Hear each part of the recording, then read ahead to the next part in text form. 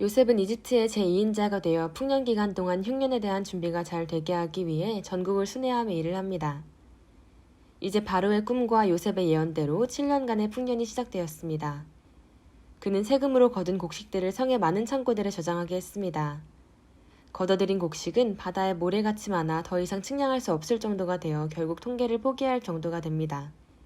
그가 열심히 일하는 사이에 요셉의 두 아들이 태어납니다. 첫째 아들의 이름은 과거의 모든 고통을 다 잊어버리고 하나님께만 충성하겠다는 의미에서 잊어버린다는 뜻의 므낫세라고 짓습니다. 성도가 고난 중에 믿음을 지키면 하나님께서 과거의 고난을 다 잊어버리도록 은혜로 채워주시고 상처를 싸매주십니다. 둘째 아들에게는 창성함이라는 뜻의 에브라임이라고 짓습니다. 창성케 해주신 하나님을 찬송한다는 의미입니다. 이제 7년간의 풍년 기간이 끝나자 요셉의 해석과 같이 흉년이 들기 시작했습니다. 이집트의 역사서에는 이렇게 수년 동안 기근이 지속된 기록들이 있습니다. 이때 사람들은 양식이 없어 죽은 사람의 시신까지 뜯어먹을 정도였다는 기록이 있습니다.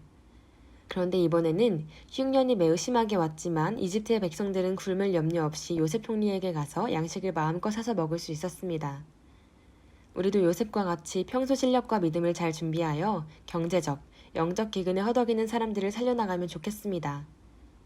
이제 흉년이 심한 지 2년째이고 아버지 야곱의 나이는 129세가 되었습니다. 당시의 기후변화는 이집트뿐만 아니라 주변국과 가나안에까지 오랫동안 영향을 미치는 매우 심한 것이었습니다. 그러므로 야곱과 요셉의 형제들이 사는 가나안에도 기근으로 인한 피해가 컸습니다. 그런데 이집트의 식량 비축이 얼마나 충분한지 주변국들까지 이집트에 와서 양식을 사 먹어도 그들을 모두 먹일 정도였습니다. 야곱과 요셉의 형제들은 가족들뿐만 아니라 가축과 종들도 매우 많았기 때문에 기근으로 인한 영향을 많이 받을 수밖에 없었습니다. 야곱은 자녀들에게 이집트에 가서 곡식을 사오라고 재촉합니다. 야곱은 이때 막내 베냐민은 함께 보내지 않고 10명의 아들들만 보냅니다. 이는 과거에 요셉을 잃어버린 슬픈 기억이 있으므로 라헬의 남은 아들 베냐민마저 잃지 않으려는 몸부림으로 볼 수 있겠습니다. 먼 길을 함부로 보냈다가 또다시 예상치 않은 위험이 생길 것을 염려했기 때문일 것입니다.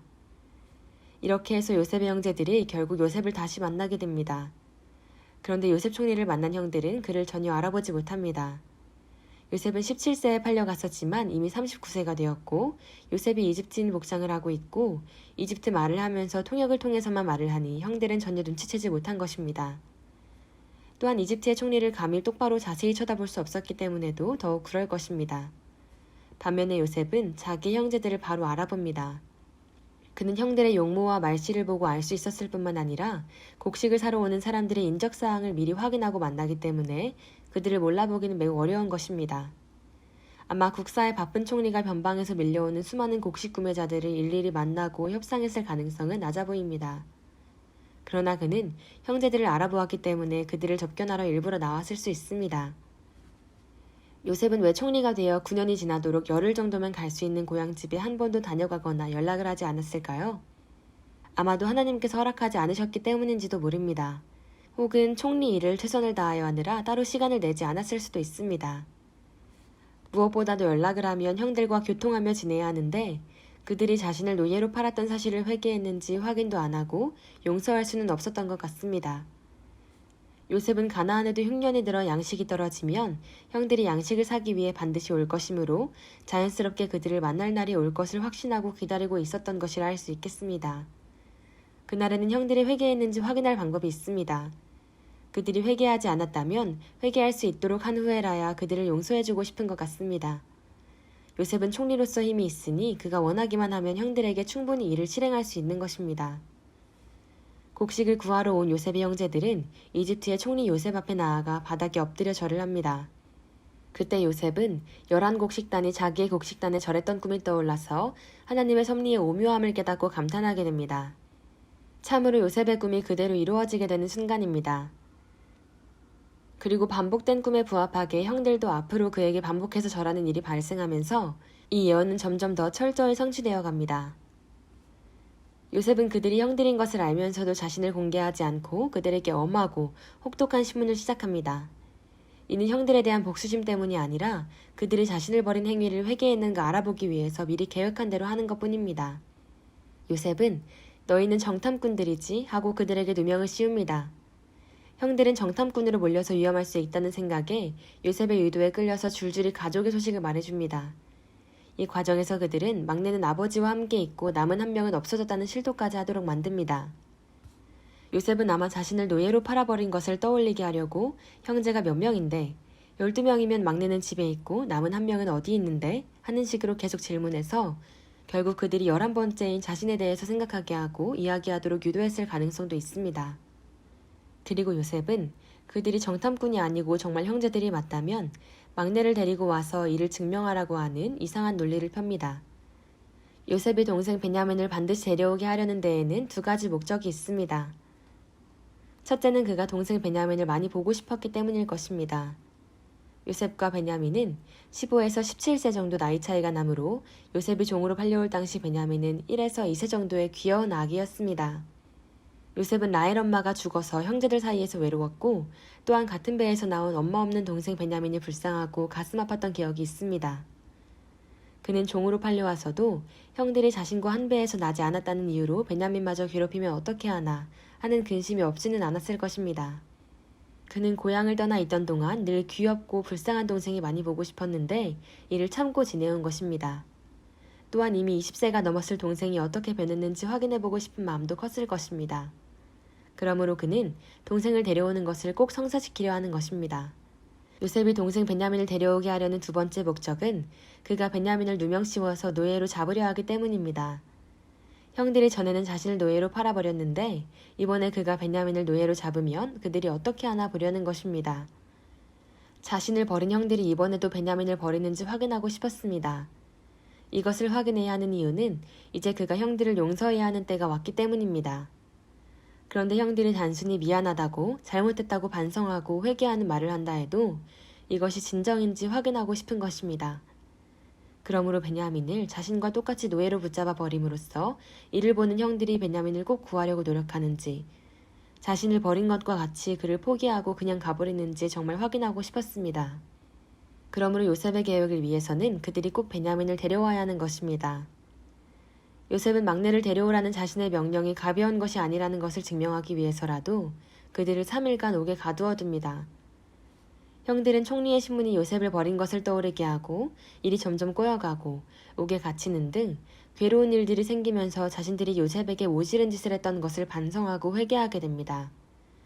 그들은 정탐꾼으로 몰려 생명이 위태할 수도 있으니 하나님께 살려달라고 간절히 부르짖었을 것입니다. 고난에 빠지니 회개하고 기도하게 되는 것입니다. 요셉이 노예 생활과 3년 이상 감옥살이를 한 것에 비하면 그들의 고생은 아무것도 아닌 것입니다. 사람이 죄 지은 것은 하나님께 회개하면 용서하시지만 사람에게 행한 대가도 부분적으로나마 치러야 하는 것입니다. 형제들을 3일간 가두었던 요셉은 그들을 풀어주면서 조금 다른 태도를 취합니다. 자신도 하나님을 경외하는 사람이라고 말한 것입니다. 이는 형들이 반드시 베냐민을 데려오게 하기 위해 한 명을 볼모로 잡을 예정인데 그로 인해 형들의 두려움이 너무 심할 것을 염려하여 이렇게 말한 것 같습니다. 또한 동생을 데려오는 데 대해 너무 두려워하지 않도록 미리 좀 안심시킬 목적도 있는 것 같습니다. 그들과 같이 하나님을 믿는 자신은 무자비한 사람이 아니라는 것을 알려주기 위함인 것입니다. 형들은 이제 요셉이 보는 앞에서 그를 매정하게 파는 것을 회개하는 모습을 보입니다. 요셉은 그들의 말을 알아들으니 그들이 회개하고 있다는 것을 알게 됩니다. 요셉은 회개하는 모습을 봄으로써 그들에 대해 일부나마 미워하던 감정이 눈 녹듯이 다 해소되어 버립니다. 이제 형제들에 대한 사랑의 감정, 자신이 고생한 13년의 절망과 고난의 기간들, 그리고 그동안 자신을 사랑으로 인도하신 하나님께 감사하는 마음 등의 여러 감정들이 한꺼번에 밀려오면서 울음이 터져나옵니다. 그는 급히 독방으로 가서 울고 나옵니다. 그래도 그는 아직 자신의 신분을 밝히면 안 됩니다. 그는 처음부터 목적한 것을 냉정하게 끝까지 실행하려고 굳게 다짐합니다.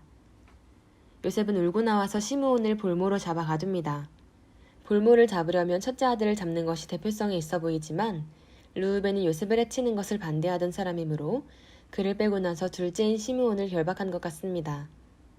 무엇보다도 시므온은 성격이 포악해서 세김에서 대학살을 자행한 적이 있고 평소 요셉을 더 미워했으며 그를 구덩이에 가두거나 종으로 파는 데 있어서도 주도적인 역할을 하지 않았을까 추정이 됩니다. 혹은 시므온이 지금도 회개하는 모습이 적었을 수 있습니다. 그렇다면 시므온은 더 많이 회개할 기회를 가지는 것도 어쩔 수 없다고 보는 것입니다. 요셉은 남은 형제들에게 일단 곡식을 가지고 가서 가족을 먹여 살리라고 명합니다. 야곱의 가족들이 기근으로 인해 겪고 있는 어려움을 빨리 덜어주기 위함인 것입니다. 그리고 요셉은 돌아가는 형들의 곡식 자루에 그들이 가져온 은덩이들을 다시 넣어줍니다. 요셉은 왜 그들이 가져온 돈을 다시 돌려보냈을까요? 그 당시는 곡식이 매우 귀해서 값이 엄청나게 비쌌을 것이므로 그들이 가져온 돈은 큰 값어치였을 것입니다. 그리고 그들이 낸 곡식값은 요셉이 가지는 것이 아니고 바로왕의 국고로 들어가는 것일 뿐입니다. 요셉은 총리로서 자신의 형제들에게 돈을 안 받고 곡식을 줄 정도의 권한은 있는 사람입니다. 그러므로 요셉은 가족에게 무료로 주려고 돈을 돌려보낸 것으로 보입니다. 요셉은 또한 그들이 가는 중에 길에서 먹을 곡식도 따로 줍니다. 요셉의 착한 마음씨입니다. 요셉은 참으로 하나님께 크게 높이 쓰임받고 존귀한 자리에 오를 만한 자격이 있는 사람입니다. 하나님의 성도들은 요셉과 같이 용서하고 사랑만 베풀 수 있는 사람이 되어야 할 것입니다. 시청해주셔서 감사합니다.